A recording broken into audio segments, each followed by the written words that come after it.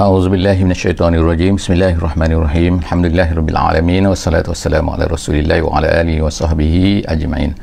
Alhamdulillah, bersyukur pada Allah Subhanahu wa taala. Salawat dan salam kepada junjungan besar Nabi Muhammad sallallahu alaihi wasallam.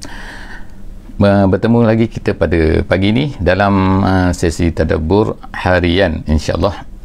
Dan hari ini insya-Allah kita akan bersama-sama di muka surat 188 kita telah memasuki surah At-Taubah sebelum daripada ni, dalam sesi sebelum daripada ni, dan hari ini kita telah masuk ke muka surat yang kedua daripada surah At-Taubah.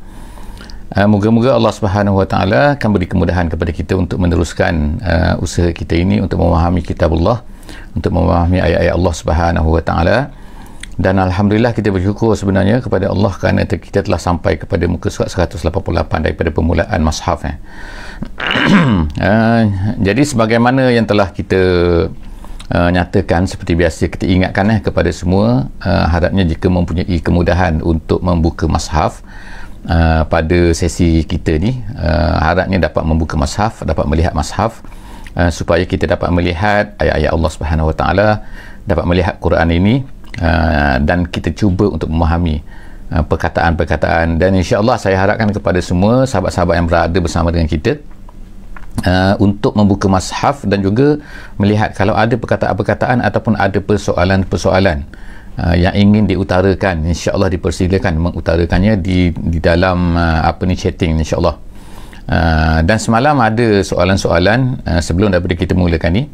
Ada soalan-soalan yang saya baru perasan bahawa ada soalan-soalan yang bertanya tentang membaca basmalah, membaca bismillahirrahmanirrahim pada permulaan surah ini ataupun ketika membaca di tengah-tengah surah ini. Untuk makluman, untuk juga pengetahuan kita semua bahawa surah ini tidak ada basmalah, tidak ada bismillahirrahmanirrahim pada permulaannya.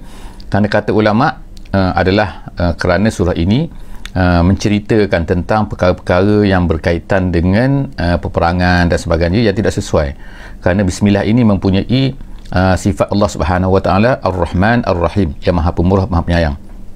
Maknanya bukanlah bermakna Allah Taala tidak pemurah penyayang bila adanya ayat ini, tapi kesesuaiannya tidak sesuai. Itu yang pertamalah kan. Yang keduanya, kemudian apa pula hukumnya? Setengah ulama mengatakan bahawa hukumnya adalah haram membaca bismillah pada permulaan surah ini, ketika membaca surah ini pada permulaannya. Itu kata setengah pendapat ulama. Ada pendapat ulama, ini perbezaan sikitlah di kalangan Imam Sayuti, di kalangan Imam Ramli kan, di dalam mazhab Syafi'i, ada yang mengatakan bahawa hukumnya hanya makruh, tidak haram. Berkenaan dengan membaca bismillahirrahmanirrahim pada pertengahan, maknanya mana-mana ayat daripada surah At-Taubah ni, boleh tak kita baca bismillah kalau kita nak baca ayat-ayat di dalam dalam surah ini? Terbahagi dua pendapat yang besar lah yang boleh saya sharekan, boleh kongsikan, iaitu yang pertamanya mengatakan bahawa makruh membaca bismillahirrahmanirrahim pada mana-mana ayat saja daripada surah At-Taubah. Yang keduanya, ada pendapat mengatakan harus, tidak makruh. Walau bagaimanapun yang paling cantik lah bagi kita, sama ada yang paling cantik maksud saya maknanya untuk keluar daripada khilaf ulama ni, eloknya ialah kita tak baca bismillah, sama ada permulaannya terutamanya, dan juga jika even kalaulah kita membaca mana-mana ayat daripada surah At-Taubah ni, kerana mengambil pandangan yang diutarakan oleh ulama-ulama ni, supaya kita ni keluar daripada khilaf. Al-khuruj minal khilaf mustahabbun. Keluar daripada khilaf ini adalah satu perkara yang baik. Jadi insya-Allah kita mulakan. A'udzubillahi minasyaitonirrajim. Kaifa yakunu lil musyrikin. Allah Subhanahu wa taala menyambung lagi perbincangan tentang masalah membatalkan perjanjian dengan orang kafir ni. Jadi untuk memahami ni, perkara ni saya sebutkan sebelum daripada ni, iaitu kan di antara perkara yang cantik kalau kita boleh lakukan ialah kita mempelajari sirah Nabi sallallahu alaihi wasallam berkenaan dengan berkenaan dengan terutama dengan peristiwa ni. Jadi setiap kali kita baca, mungkin saya tak sempat nak ceritakan keseluruhan tentang sirah Nabi berkaitan dengan setiap peristiwa-peristiwa yang berkaitan ni kan, mana kalau kita ceritakan sebab nuzul, mungkin kita boleh sedikit faham, tapi yang cantik lagi, yang bagus lagi ialah kalau kita ni dapat memahami keseluruhan cerita yang berkaitan, bukan hanya kita ambil part-part yang tertentu saja. Jadi kita tengok pada ayat hari ni, itu ayat yang ke-7, ayat yang ke-7 daripada surah At-Taubah ni, Allah Subhanahu wa taala berfirman, kaifa yakunu lil musyrikin ahdun indallahi wa inda rasulih illa allazina ahadtum indal masjidil haram famastaqamu lakum fastaqimu lahum innallaha yuhibbul muttaqin. Surahul azim. Jadi dalam ayat ini Allah Subhanahu wa taala mula menceritakan hikmah ataupun reason kenapa kita ni orang Islam ni orang mukmin ni tidak sepatutnya kan berterusan dengan perjanjian jika sekiranya tidak perlu dengan orang kafir ni. Jadi Allah Ta'ala sebut sini kaifa tu maksudnya ialah la, maknanya kan la yakunu lil musyrikin ahdun indallahi wa inda rasulihi. Kalau ikut maknanya dalam tafsir Al-Quran, tafsir seperti tafsir Jalalain, dia sebut kaifa maknanya la yakunu lil musyrikin, maknanya tidak sepatutnya. Bagaimana kalau ikut ayat yang kita baca tadi, bagaimana patut bagi orang musyrikin itu ada janji indallah wa inda rasulihi, dengan Allah dan juga dengan rasulnya. Bagaimana boleh ada? Maknanya kalau ikutnya tak logik. Kenapa tak logik orang kafir dia boleh ada perjanjian dengan Allah dan Rasul? Kerana mereka sendiri ni adalah kufur dengan Allah dan Rasul. Mereka tak percaya kepada Allah, mereka tak percaya kepada Rasul. Jadi bagaimana mereka ni boleh berjanji dengan Allah dan Rasul sedangkan mereka tak percaya kepada satu benda yang mereka tak percaya? Bagaimana mereka ni boleh akan buat perjanjian? Itulah maksud yang Allah Ta'ala nak timbulkan, nak supaya orang-orang yang beriman ni faham perkara ni kan. Maka mana kaifa yakunu lil musyrikin, gitu, kaifa, macam mana mereka ni boleh berjanji, gitu kan. Jadi nak timbulkanlah hati orang-orang yang beriman ni supaya rasa bahawa sebenarnya mereka ni kalau berjanji pun ada sebab tu, ada sebab takut ke dan sebagainya, barulah mereka berjanji. Jadi dari segi logiknya mereka ni tak nak berjanji sebenarnya. Illal ladzina ahadtum indal masjidil haram. Jadi Allah Ta'ala sebutkan kan, maknanya tak sepatutnya mereka tak berjanji sebenarnya. Kalau berjanji, sebab itulah Allah Ta'ala sebutkan ayat sebelum daripada ni, kita kata iaitu apa, kamu dah putuskan, cukuplah 4 bulan saja bagi peluang kepada mereka jika sekiranya tidak ada had yang tertentu, ada perjanjian. Jadi kecualilah satu perjanjian sahaja yang Allah Ta'ala beritahu kepada orang-orang yang beriman ni supaya kita ni tak apalah, maknanya bagi peluang kepada mereka, iaitu siapa? Illal ladzina ahadtum indal masjidil haram. Maksudnya ialah perjanjian Hudaibiyah. Perjanjian Hudaibiyah. Tapi kita tahu kan dalam kisah Nabi SAW, perjanjian Hudaibiyah ni berlaku pada tahun yang ke-6.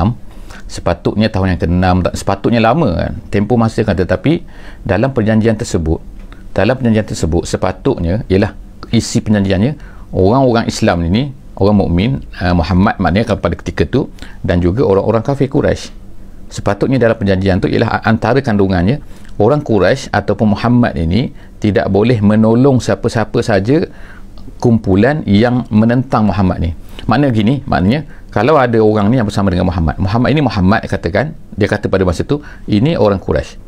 Jadi ada orang-orang yang akan bersama dengan Muhammad ni, orang akan join Muhammad ni kan, maknanya akan membuat perjanjian dengan Muhammad ni. Dan ada juga orang-orang yang akan buat perjanjian dengan orang-orang musyrik ni, orang musyrik Mekah. Jadi mana-mana saja orang-orang yang buat perjanjian dengan Nabi Muhammad SAW ini, orang Quraisy ini tak boleh bantu untuk siapa-siapa saja menyerang orang-orang yang buat perjanjian dengan Nabi Muhammad. Jadi pada masa itu adalah Bani Bakar dan juga Bani Hawazin. Jadi Bani Hawazin ini, dia ni bersama dengan Nabi SAW, berbuat perjanjian dengan Nabi. Kemudian ada satu Bani lagi, Bani Bakar. Bani Bakar ni ialah Bani yang buat perjanjian dengan Quraisy. Tiba-tiba Bani Bakar ni serang Hawazin, dan juga Quraisy ni pergi bantu pula Bani Bakar ni untuk menyerang Hawazin ni. Jadi itu maknanya dah melanggar perjanjian ni, sebagaimana yang ditetapkan dalam Hudaibiyah.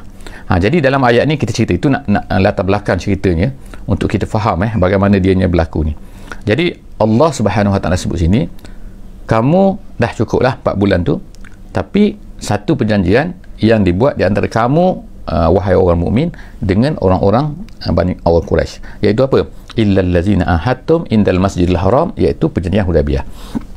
Jadi okey, perjanjian Hudaibiyah ni kena terpaksalah kan, sebab dia panjang kan. Jadi terpaksa tunaikan lah kalau ikutnya kan, selagi mana orang Quraisy ni atau siapa-siapa tidak melanggar perjanjian tersebut. Famastaqamu lakum fastaqimu lahum. Allah Ta'ala kata, sesiapa saja yang menunaikan, maka siapa-siapa saja yang istaqamu lakum, yang menunaikan janji dia, maka hendaklah fastaqimu lahum, hendaklah kamu tunaikan janji dia. Maknanya kita dah berjanji, orang mukmin dah berjanji dengan orang-orang Quraisy bahawa tidak begini kan, mematuhilah perjanjian yang dibuat semasa dalam perjanjian Hudaibiyah. Jadi Allah SWT kata famastaqamu lakum, apa-apa yang mereka tunaikan perjanjian tu, maka fastaqimu lahum, hendaklah kamu tunaikan janji. Maknanya jangan kita buat jahat, maknanya jangan buat khianat. Kalau mereka dah berjanji dan tunaikan janji, kita mesti tunaikan janji itu. Fastaqimu lahum innallaha yuhibbul muttaqin. Allah Ta'ala kata Allah Ta'ala suka kepada orang-orang yang muttaqin. Muttaqin sini bertakwa, maksudnya orang-orang yang menjaga janji-janji yang telah dibuat di dalam apa-apa perjanjian. Maknanya Allah Ta'ala suka kalau kita ni tak langgar perjanjian apa yang telah kita buat. Itu innallaha yuhibbul almuttaqin. Kemudian Allah Ta'ala kata kaifa, sekali lagi yang kaifa, tadi dah kaifa dah, ayat tadi yang kaifa, sekarang ni kaifa sekali lagi kan, dalam ayat yang ni kan, kaifa. Allah Ta'ala kata kaifa wa in yazharu alaikum la yarkubu fikum illan wala zimmah. Sekarang ni kan, bagaimana janji mereka ni, kata wa in yazharu alaikum, kalau mereka ni menang, Allah Ta'ala sebut kan, macam mana mereka ni nak, yang tadi satu dah, mereka ni kafir kan, tak percaya pada Allah, tak percaya pada Rasul. Okeylah, bagi can lah, katakan sebab mereka ni dah berjanji dengan Nabi Muhammad SAW, Allah Ta'ala bagi penjualan, okeylah bagi. Tapi Allah Ta'ala sebutkan wa in yazharu alaikum la yarkubu fikum illan wala zimmah. Orang kafir ni Allah Ta'ala kata mereka ni kalau mereka menang saja, la yarkubu fikum, mereka ni tidak akan menjaga, la yarkubu fikum maknanya tidak menjaga illan ni maksudnya ialah kerabat maknanya hubungan. Mereka tak kira lah, mereka ni kalau mereka menang, ni Allah Ta'ala cerita hakikat orang kafir ni, orang-orang yang tidak beriman, musuh-musuh Islam ni, mereka ni kalau mereka menang, mereka akan tak jaga hubungan-hubungan ni, tak kira lah kan Muhammad ni siapa ke, Muhammad ni orang hebat Mekah ke, saudara mara mereka ke, tengok kan Abu Lahab apa yang mereka buat terhadap orang-orang Islam kan, mereka tak kira. Yang penting kalau mereka menang, mereka akan la yarkubu fikum illan, dan kemudian wala zimmah, maksudnya ialah dan begitu juga mereka tidak akan jaga perjanjian kalau mereka menang. Jadi ertinya apa? Kalau mereka ni kalah, mereka ni lemah, yes, mereka naklah berjanji kan. Tapi bila mereka ni menang, mereka rasa mereka ni kuat, tengok kan, wa in yazharu alaikum, kalau mereka ni rasa kuat, mereka dah kuat, mereka menang, mereka tak akan jaga benda-benda ni. Jadi inilah hakikat orang kafir yang Allah Ta'ala sebutkan di dalam ni. Yang pertama, mereka ni tak percaya kepada Allah, percaya pada Rasul. Yang kedua, mereka ni nak ikat perjanjian apabila mereka ni lemah. Mereka menang, mereka tak nak jaga benda ni, tak nak jaga hubungan pun tak nak jaga kan, tak kira kekeluargaan pun tak nak jaga, illan pun tak nak jaga, zimmah pun tak nak jaga. Kemudian Allah kata yurdunakum bi afwahihim, mereka ni mulut pandai.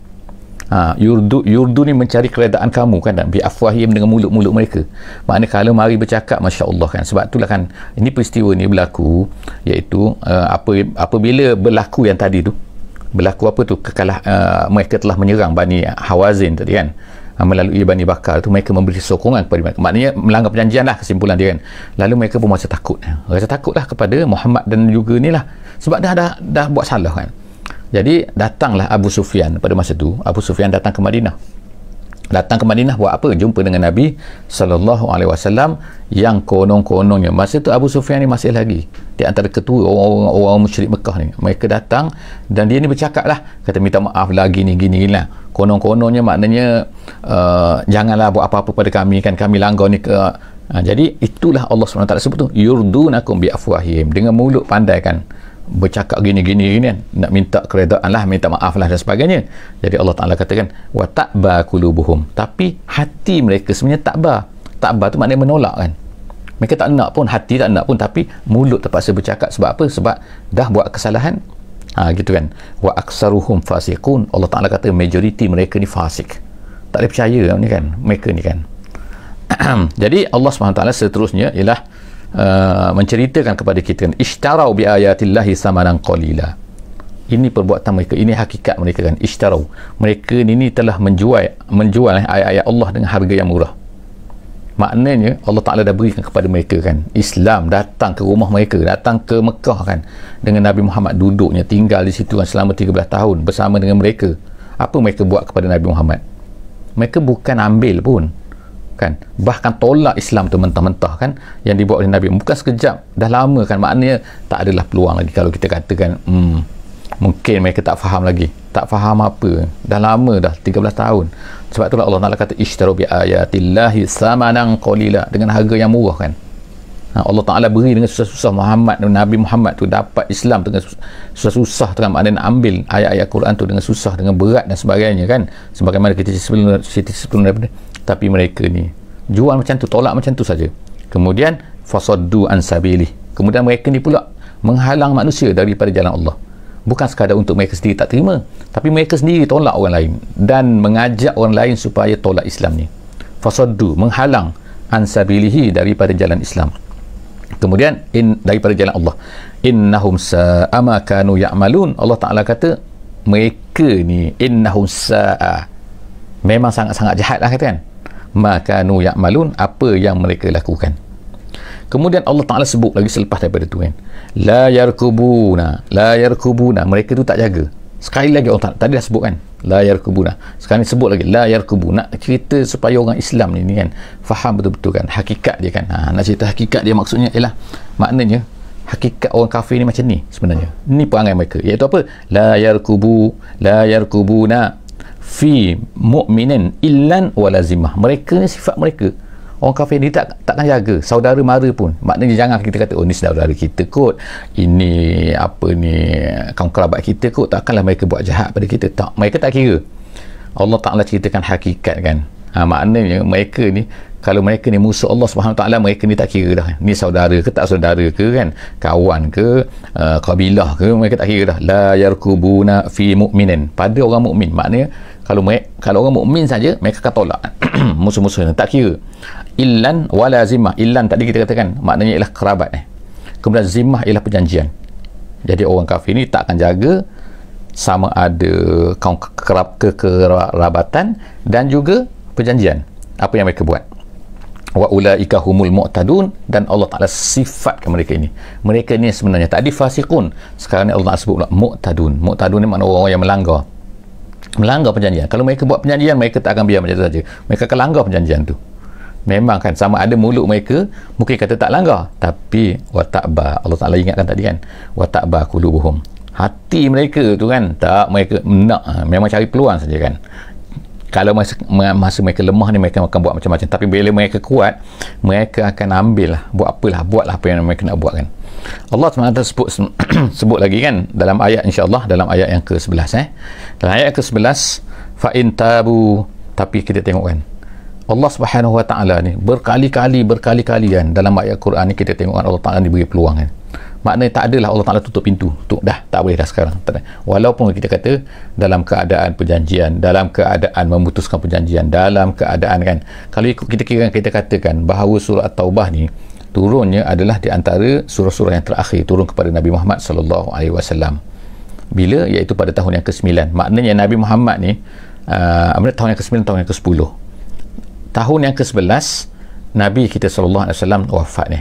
Jadi maknanya sebelum setahun lebih sikit daripada kewafatan Nabi sallallahu alaihi wasallam, sebelum daripada tu sikit turun ayat-ayat ni kan. Maknanya Allah Taala terus lagi kan memberi peluang lah, memberi peluang. Tengok kita katakan, Allah Taala katakan fa in tabu, kalau mereka ni bertaubat, adakah tak boleh? Boleh. Allah Taala kata fa in tabu wa aqamus solah. Tapi syarat dia bertaubat tu mestilah tunjukkan bahawa mereka ni benar-benar bertaubat.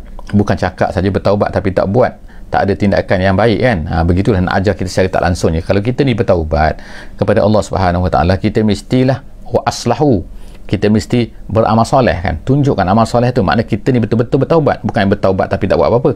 Even kalau kita sendiri kita bertaubat kepada Allah Subhanahu Wa Ta'ala dalam hidup kita ni, kita mestilah ganda kan amalan selepas daripada tu kan, kena buat kebaikan-kebaikan kan untuk menghapuskan kejahatan kan. Innal hasanat yuzhibna sayyiat. Dalam Quran sebut kan, sesungguhnya kebaikan itu akan menghilangkan as-sayyiat, iaitu dosa-dosa. Jadi maknanya ialah kalau kita ni bertabu, fa in tabu, kalau mereka bertaubat, Allah Taala kata wa aqamus solah wa atawuz zakah, dan menunaikan solat, maknanya menjadi orang Islam yang baik, menunaikan zakat, menunaikan solat, kemudian membayar zakat, maka fa ikhwanukum fiddin. Tengok kan, automatically Allah Ta'ala katakan fa ikhwanukum fiddin, itu menjadi ikhwan kamu di dalam agama, maknanya saudara kamu dalam agama, ikhwan ni maknanya tak ada beza kan. Dia masuk Islam hari ini, Abu Sufyan masuk Islam hari ini, terus dia akan jadi sahabat kita kan. Sebelum daripada ni, ini adalah mereka ni kafir kan, mereka ni adalah musyrik kan, mereka ni adalah orang yang tidak boleh dipercayai kan. Tapi bila mereka ni bertaubat saja, Islam saja, tengok kan, terus berubah kan 180 darjah, bukan 360 darjah kan, nanti terbalik kan. Jadi maknanya ialah Allah SWT kata terus menjadi ikhwan kamu dalam agama. Jadi ertinya sebalik daripada tu, siapa yang tidak beriman ni, maknanya dia ni adalah dari segi persaudaraan ikhwan, bukan ikhwan fiddin. Mungkin kita ni lah kawan kan, kawan bisnes ke, kawan tempat kerja ke, itu okey, no problem kita buat baik kepada mereka, itu memang suruhan Allah Subhanahu Wa Taala. Tapi dari segi ikhwan fiddin, no, mereka tu belum lagi bertaubat. Kalau tak, bertaubat maknanya meninggalkan syirik, menunaikan solat, menunaikan zakat, maka mereka belum lagi ikhwanukum fiddin. Kemudian wa nufassilul ayat liqaumin ya'lamun, Allah Taala kata, dan kami telah nubayyin makna explain kan, kami detailkan ayat-ayat ini liqaumin ya'lamun. Kata dalam jalan lain dia kata liqaumin yatadabbarun, untuk orang-orang yang mengetahui, iaitu orang tadabbur ayat-ayat Allah Subhanahu Wa Taala. Sebagaimana kita buatlah pada hari ini kan, kita usaha untuk mentadabbur ayat-ayat Allah Subhanahu Wa Taala. Kemudian dalam ayat yang ke-12 kita sampai kepada ayat yang ke-12, Allah Subhanahu Wa Taala menyebutkan lagi wa innakasu.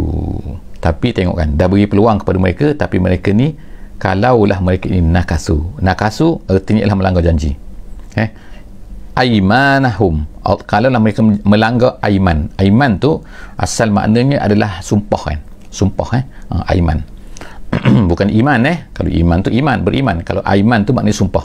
Maksud sumpah di sini ialah janji. Sebab apa? Janji tu macam sumpah kan, maknanya kami gini kan, tak akan kita, awak tak akan menjadi sign apa ni, sign janji. Jadi Allah Subhanahu Wa Taala menamakan janji itu sebagai aiman, untuk menunjukkan bahawa ia adalah satu benda yang patut dipegang sepatutnya. Tapi orang kafir kan, kalau mereka bersumpah pun, mana ada mereka ni kan ada Tuhan kan, mereka bukan percaya pada Allah, bukan percaya pada Rasul, bukan percaya pada iman. Kalau mereka ni percaya pada Allah, percaya pada Rasul, mereka ni beriman lah kan, tak ada masalah lah kan. Tapi masalahnya mereka tak ada beriman, itulah kan.